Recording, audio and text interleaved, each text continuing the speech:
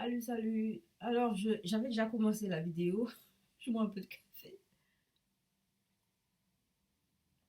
Soit dit en passant, le café que j'achète dans les supermarchés, ça n'a absolument rien à voir avec le café du jardin de Guadeloupe, mon Dieu, le café de mon jardin.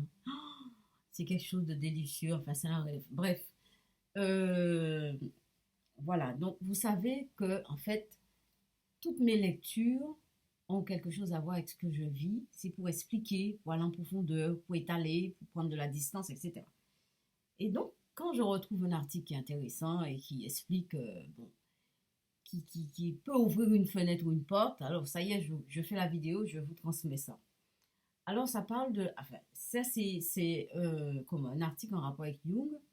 Et donc, je suis tombée sur la participation mystique de Lucien Lévy-Bruhl.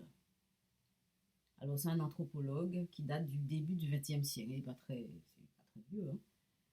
Alors, ça veut dire. Alors, ils disent hein, sur Wikipédia, la participation mystique, c'est pour désigner un mode de pensée établissant entre des êtres très différents une communauté de nature, un même être.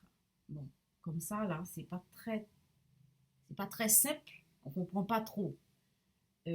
Alors, ce que je voulais dire, c'est que, bon, moi, j'aime beaucoup Jung, mais c'est vrai qu'il y a des choses, Jung, Freud, c'est des choses qui sont un peu en profondeur. Et effectivement, quand c'est en profondeur, on touche aussi toutes les conceptions que ces personnes occidentales avaient vis-à-vis des peuples qu'ils voulaient étudier parce qu'ils pensaient que là, il y avait des explications, là, il y avait... Enfin, ils pensent que ils disent primitif, peuple primitif, etc., indigène, etc. Enfin, bref. Bon, moi, je ne suis pas d'accord. Hein. Je ne suis pas d'accord.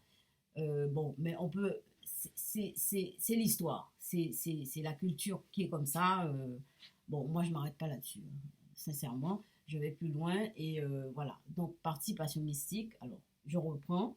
Alors, donc, Lévi vous dit pour désigner un mode de pensée établissant entre des êtres très différents, une communauté de nature, un même être. Donc, je vous disais que c'est pas très simple. Quand j'ai lu ça, j'ai trouvé ça pas très simple. Alors, après, il donne un exemple. Alors, là, il parle des primitifs. Hein, ne vous inquiétez pas, c'est pas on met ça de côté. Alors, quand il dit primitifs, c'est les peuples qui sont différents des occidentaux. Hein. Dans le temps, c'était vu comme ça. Malheureusement, pas fort autrement. Bref. Alors, les primitifs pensent que donner un coup de lance dans la trace du pied d'un ennemi ou d'un animal qui est hors de portée atteint en même temps l'homme ou l'animal qui l'a laissé. Car les traces sont les êtres eux-mêmes, la trace du pied est le pied lui-même. Je reprends. Alors, les primitifs pensent que donner un coup de lance dans la trace du pied d'un ennemi ou d'un animal qui est hors de portée atteint, donc, atteint en même temps l'homme ou l'animal qui l'a laissé.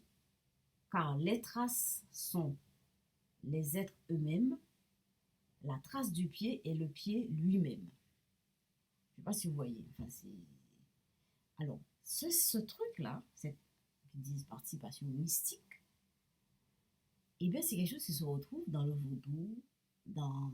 Enfin, je crois, hein. Bon, peut-être que je me trompe, dans le vaudou, on retrouve ça, la petite poupée qu'on épingle, etc.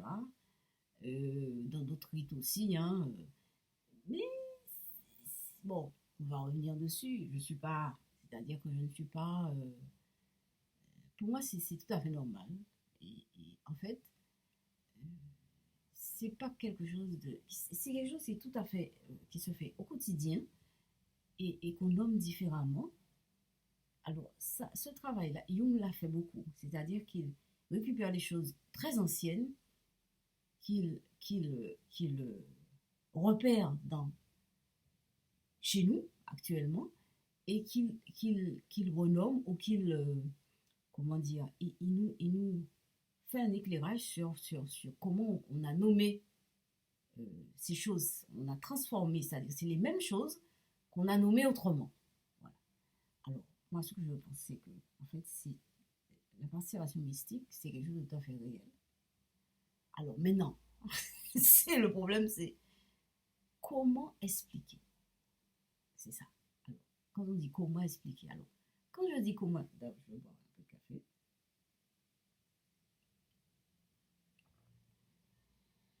Ouais, ça fait 5 minutes. Quand je dis comment expliquer, je ne veux pas réduire ce phénomène à ma pensée. C'est ça le truc. Et c'est pour ça que je me dis comment expliquer. Parce que je risque de réduire ce phénomène à ce que je pense. Donc, je ne réduis pas et je ne dis que je ne peux pas expliquer. Mais je sais que ce phénomène existe et il est actif.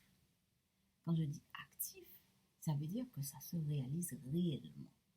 Bon, maintenant, je ne sais pas si je pèse bien mes mots, mais en tout cas, je prends ça sur mon dos. C'est moi qui ai dit ça. Je suis sûre que je ne suis pas la seule à dire ça, que ça soit actif. D'ailleurs, si on en parle, c'est que ça existe.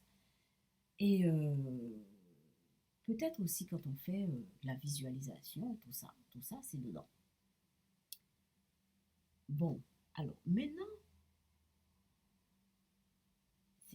c'est pour ça que je parle de malhonnêteté intellectuelle. Il y a beaucoup de malhonnêteté intellectuelle. Je ne saurais pas vous expliquer surtout, mais je trouve que il y a beaucoup de malhonnêteté intellectuelle. Quand on ne sait pas expliquer quelque chose, on laisse tomber. Ou bien on dit qu'on ne sait pas. Et on verra après, quand on aura avancé plus. Je ne sais pas. Enfin bref, voilà.